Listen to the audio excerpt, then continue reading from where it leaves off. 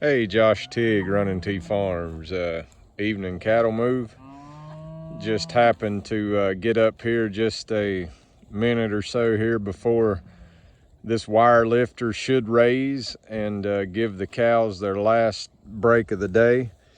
Thought I would talk just a bit about our winter grazing setup here. We've got back over on some farm. This is actually some season-long stockpile that we're grazing here, and you can see we've got a couple of calves here that's creep grazing a bit ahead, but we started in here. We're on portable water there. We're using 3/4 inch poly pipe just laying on top of the ground. So we've got our freeze miser on there.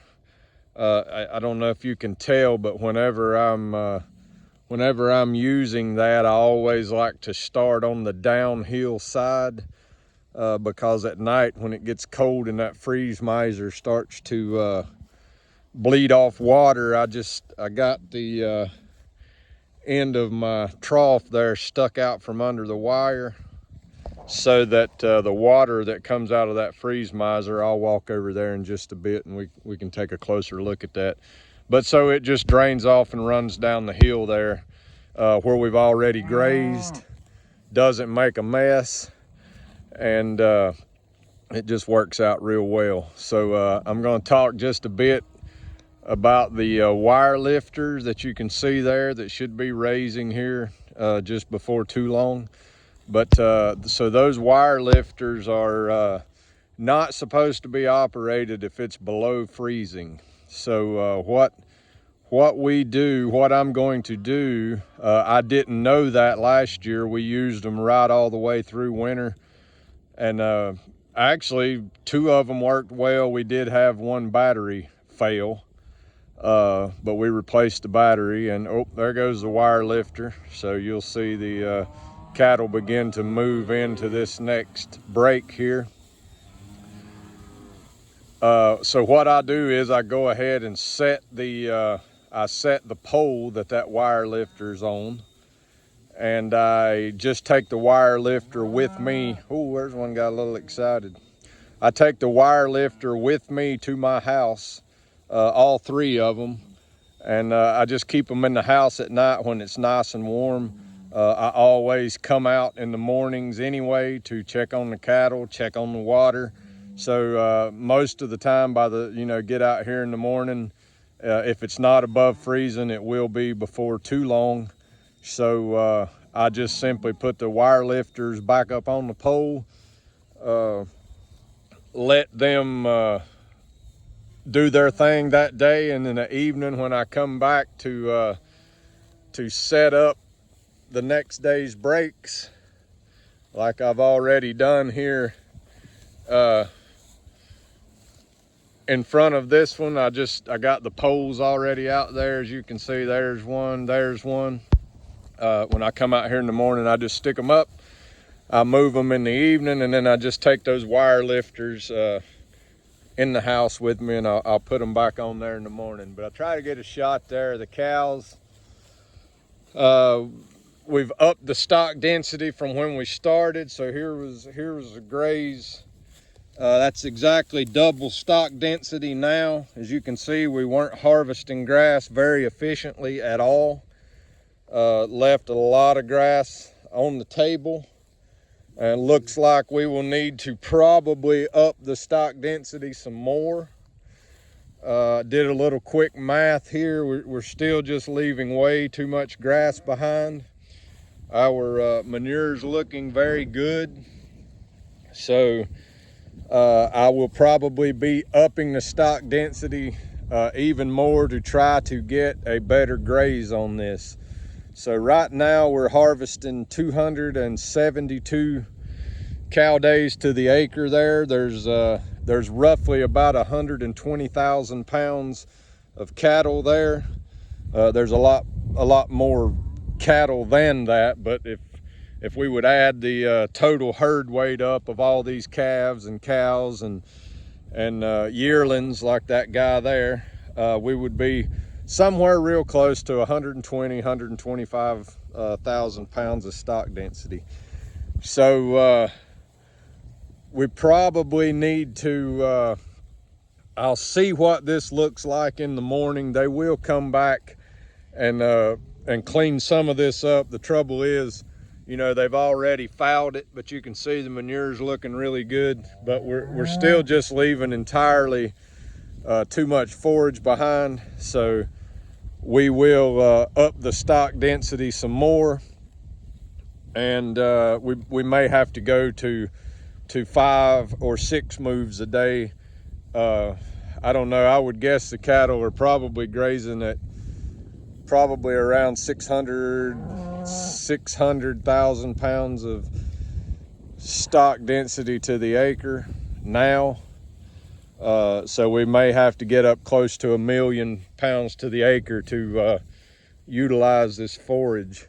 There's a lot here. I would estimate there's more than probably 300, 300 plus very easily with what's left behind. Probably 325 or more. This grass wasn't all stomped down. These little calves, they get out and creep around and graze here and walk it down. But I did get the grazing stick out of the gator up there a while ago. Most of this forage, if we stand it up, is between 36 and 48 inches tall. This has not been grazed since just about this time last year was the last time we was here. We have not clipped it, we have not mowed it, we have not fertilized it, we have done nothing but give it a full growing season off. And then we've started in here on it. So we've got a good bit of it ahead of us.